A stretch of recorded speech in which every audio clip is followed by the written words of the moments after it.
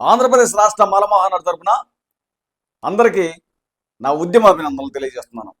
అయితే మన ఆంధ్రప్రదేశ్ రాష్ట్రంలో గతంలో వైఎస్ఆర్సీపీ పార్టీ అధికారంలో ఉన్నప్పుడు ఇక్కడ మీరు ఒకటే గమనించాలా, అప్పుడు సస్పెన్స్కు గురి అయ్యి రిటైర్డ్ ఐపీఎస్ అధికారి ఏవి వెంకటేశ్వరరావు గారు ఉన్నప్పుడు ఆయన్ను రిటైర్మెంట్ స్టేజీలో ఒక్కరోజు ముందు సస్పెన్స్ను ఎత్తివేసి మరి పదవిలో కొనసాగింపజేసి మరి ప్రభుత్వ లాంఛనాలతో రిటైర్మెంట్ చేసి సాధారణంగా పంపడం జరిగింది. మీరు గమనించండి. ఆ తర్వాత ఇప్పుడు మరి మన రాష్ట్రంలో తెలుగుదేశం పార్టీ కూటమి ప్రభుత్వం అధికారంలో ఉన్నప్పుడు మీరు ఇక్కడే ఒకటే గమనించాల, శ్రీలక్ష్మి అనేటటువంటి రిటైర్డ్ మరి ఐఏఎస్ అధికారి, ఈమె మీ అందరికీ తెలిసే ఉంటుంది. ఈమె సస్పెన్స్కు గురి అయి ఉంటే మరి ఈ కూటమి ప్రభుత్వము 4 రోజుల ముందు పోస్టింగ్ ఇచ్చి మరి ప్రభుత్వ లాంఛనాలతో అధికారికంగా ఆమెను రిటైర్మెంట్ చేసి ఇంటికి సాగనంపడం జరిగింది. వీళ్ళిద్దరూ అగ్రకులానికి చెందినటువంటి వారు మాత్రమే, మీరు గమనించండి. అయితే ఇక్కడ పివి సునీల్ కుమార్ ఐపీఎస్, ఈ పివి సునీల్ కుమార్ ఐపీఎస్ మరి సస్పెన్స్లో ఉంటే ఈ సస్పెన్షన్ను ఎత్తివేయకుండా మరి ప్రభుత్వ లాంఛనాలతో ఈయన్ను రిటైర్మెంట్ నుంచి వెళ్తున్నట్టు సాగనంపకుండా ఈయనకు మరి సస్పెన్స్లో ఉండగానే రిటైర్మెంట్ అవ్వడం జరిగింది. మీరు గమనించండి. ఇక్కడ కేవలం దళిత కాదు, ఇక్కడ కేవలం మా మాల ఈ ఆంధ్రప్రదేశ్ రాష్ట్రంలో మరి పైన ఉన్నటువంటి ఇద్దరు అగ్రకులానికి చెందినటువంటి వారు అయితే ఈ కింద ఈయన పివి సునీల్ కుమార్ ఒక మాల సామాజిక వర్గానికి చెందినటువంటి వ్యక్తి ఐపీఎస్ గారు. అయితే ఇక్కడ ఎందుకు చెప్తున్నానంటే పివి సునీల్ కుమార్ అనేటటువంటి వ్యక్తి కాదు ఇక్కడ మాకు ముఖ్యం, ఇక్కడ వ్యవస్థ ముఖ్యం. మా మాల అనే సామాజిక వర్గానికి చెందినటువంటి వ్యక్తిని ఈ యొక్క కూటమి ప్రభుత్వము ఈ విధంగా అవమానించి అగౌరవపరిచే విధంగా చేయటం జరిగింది. ఇది ఒక కక్షగా, కుట్రగా, వివక్షగా మరి ఈ రాష్ట్రంలో సాగుతూ ఉంది. వాస్తవంగా మీరు గమనించినట్లయితే ఈ ప్రభుత్వాలకి, అధికార పార్టీకి కానీ ప్రతిపక్ష పార్టీకి కానీ కూటమి ప్రభుత్వంలో ఉన్న పార్టీలందరికీ మా మాలల మీద ఎందుకు ఈ విధంగా వివక్షతో, కుట్రతో మరి నమిలిపోతున్నారో అర్థం కావట్లేదు. ఎందుకంటే ఈ ఆంధ్రప్రదేశ్ రాష్ట్రంలోనే మరి ముఖ్యంగా మాకు రిటైర్డ్ ఐఏఎస్ అధికారులు, రిటైర్డ్ ఐపీఎస్ అధికారి, రిటైర్డ్ ఐఆర్ఎస్ అధికారి, రిటైర్డ్ జడ్జీలు అని చెప్పి ఒక 4-5 ఈ ఆంధ్రప్రదేశ్ రాష్ట్రంలో మా మాల సామాజిక వర్గానికి చెందినటువంటి వారు, రిటైర్డ్ అయినటువంటి వారు ఏర్పడి వీరు స్వచ్ఛందంగా రాజకీయ పార్టీలను స్థాపించి, స్వచ్ఛందంగా యూట్యూబ్ ఛానళ్లను స్థాపించి వీరి స్వార్థం కోసం, స్వలాభం కోసం, సొంత ప్రయోజనాల కోసం, వీరి రాజకీయ లబ్ధి కోసం అధికార పార్టీలో ఉన్నటువంటి వారిని, అంటే ఇప్పుడు వాస్తవంగా పార్టీలకు అతీతంగా మాత్రమే నేను మాట్లాడుతున్నా. ఇక్కడ ఇప్పుడు కూటమి ప్రభుత్వం అధికారంలో ఉంది.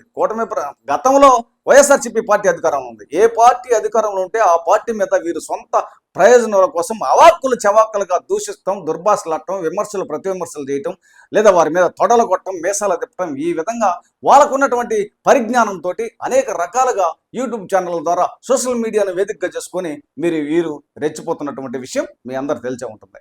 వీరు ఈ విధంగా రెచ్చిపోతున్నటువంటి సమయంలో మరి వీళ్ళు ఏమనుకుంటున్నారు, ఈ రాష్ట్రంలో ఉన్నటువంటి మాల ఉపకులాలందరూ ఈ నలుగురు వెంటే ఉన్నారు, ఈ నలుగురు ఈ విధంగా మాట్లాడుతున్నారంటే మనకు యాంటీ కదా, వీళ్ళు మనకు ఓట్లు వేయరు కదా అనే ఉద్దేశంతో అపోహల పాలవుతున్నటువంటి అగ్రకుల రాజకీయ పార్టీలు. వాస్తవంగా ఈ ఆంధ్రప్రదేశ్ రాష్ట్రంలో ఈ 4-5 సంవత్సరాల నుంచే ఈ యొక్క కుహన మేధావులు రంగంలోకి దిగారు. అదివరకు ఈ కుహన మేధావులు రిటైర్డ్ ఐఏఎస్, ఐపీఎస్, ఐఆర్ఎస్ మరి జడ్జీలు అనేటటువంటి వారు అదివరకు మా ఆంధ్రప్రదేశ్ రాష్ట్రంలో లేరు.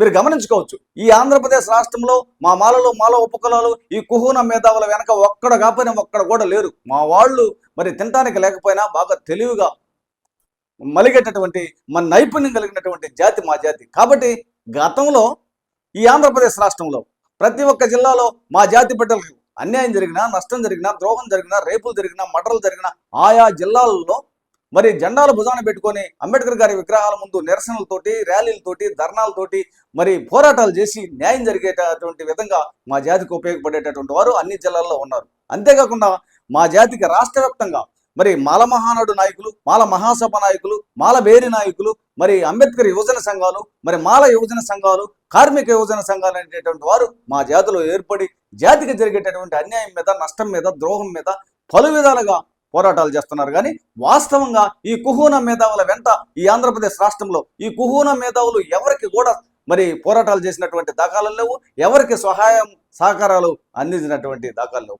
ఈ విషయంలో ఒకటే గమనించుకోవాలి. ఇక్కడ ఈ యొక్క పివి సునీల్ కుమార్ గారికి త్రిబుల్ మరి మన ఆంధ్రప్రదేశ్ రాష్ట్రానికి డిప్యూటీ స్పీకర్గా ఉన్నటువంటి రఘురామకృష్ణరాజుకి వీరికి వ్యక్తిగతంగా గతంలో ఏదన్నా తగాదాలు కానీ ఉంటే మీరు గమనించండి.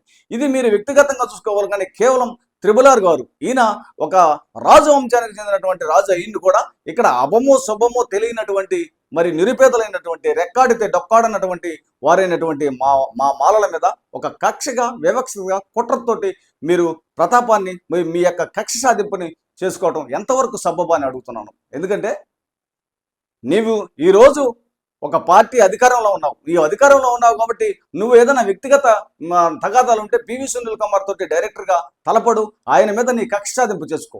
వీళ్ళు ఆ విధంగా మా వాళ్ళు అబ్బమసొబ్బని తెలియని వాళ్ళ మీద మీరు ప్రతాపం సబబు కాదని త్రిబుల్ కు తెలియజేస్తున్నాను. అయితే వాస్తవంగా మీకు ఒకటే తెలియజేస్తున్నాను, మా వాళ్ళు ఈ ఆంధ్రప్రదేశ్ రాష్ట్రంలో ఈ కుహూన మేధావులను పక్కన పెడితే మాకున్నటువంటి నాయకులు, దళిత సంఘాల్లో ఉన్నటువంటి మా మాల నాయకులు మా యొక్క జాతి కోసం వాస్తవంగా మీరు గమనించాలా, ఎస్సీ వర్గీకరణకు వ్యతిరేకంగా పోరాటాలు చేస్తారు. ఆ తర్వాత మా యొక్క సంక్షేమ పథకాలు, మా సప్లాన్ నిధుల కోసం పోరాటాలు చేస్తారు, రాజ్యాంగ హక్కుల కోసం పోరాటాలు చేస్తారు. అవసరమైతే ఈరోజు మరి దళితులు క్రైస్తవంలోకి వెళ్తే ఎస్సీ హోదా రద్దు అనే దాని మీద మాకు అవసరం లేదని పక్కన పెడతారు. ఎందుకు చెప్తున్నానంటే ఈ విషయాన్ని కూడా ఇది కూడా రేపు ఎల్లుండో రాష్ట్ర వ్యాప్తంగా మరి సమావేశం జరిగేటటువంటి ఆలోచనలో ఉన్నాం. కాబట్టి ఎందుకు చెప్తున్నామంటే ఈ ఆంధ్రప్రదేశ్ రాష్ట్రంలో మీరు గమనించినట్లయితే మా వాళ్ళు మా మాలలో మాల ఉపకులాలు కేవలం 15% మెంబర్స్ మాత్రమే చర్చిలకు వెళ్తున్నారు. మీరు గమనించవచ్చు. ఈ 15 మెంబర్స్లో కేవలం 5 మెంబర్స్ 5% మాత్రం కేవలం స్వచ్ఛందంగా మేము చర్చిలకు వెళ్తాము, యేసు ప్రభువుని నమ్ముకుంటామని చెప్పి కన్వర్ట్ క్రిస్టియన్గా మారి వీళ్ళు బీసీసీగా సర్టిఫికేట్లు కూడా పొందడం జరిగింది. ఇకపోతే 10% మాత్రమే మా వాళ్ళు చర్చిలకు యేసుప్రభుని నమ్ముతున్నారు. ఈ 10%కు మేము సర్దు చెప్పుకుంటాం. కాబట్టి వాస్తవంగా మేము హిందువులుగానే ఉన్నాము ఎక్కువ పర్సెంట్, ఆ తర్వాత బౌద్ధులుగానే ఉన్నాము. ఈ ఆంధ్రప్రదేశ్ రాష్ట్రంలో క్రిస్టియానిటీతో మాకు పని లేదని చెప్పి ఇంకొక విధంగా కూడా చర్చలు జరగబోతున్నాయి. అయితే వాస్తవంగా మానవతా దృక్పథంతో దళితులందరూ మా వాళ్లే కదా అనే ఉద్దేశంతో నిన్నటిదాకా మేము కూడా ఆంధ్రప్రదేశ్ రాష్ట్ర మాల మహానాడు తరపున దళితులు క్రైస్తవంలోకి వెళ్తే ఎస్సీ హోదా ఉండాలని మరి బాలకృష్ణన్ కమిషన్ కలవటం జరిగింది. ఆ తర్వాత మేము కూడా కొన్ని నిరసన కార్యక్రమాలు, ఉద్యమాలు కూడా చేపట్టడం జరిగింది.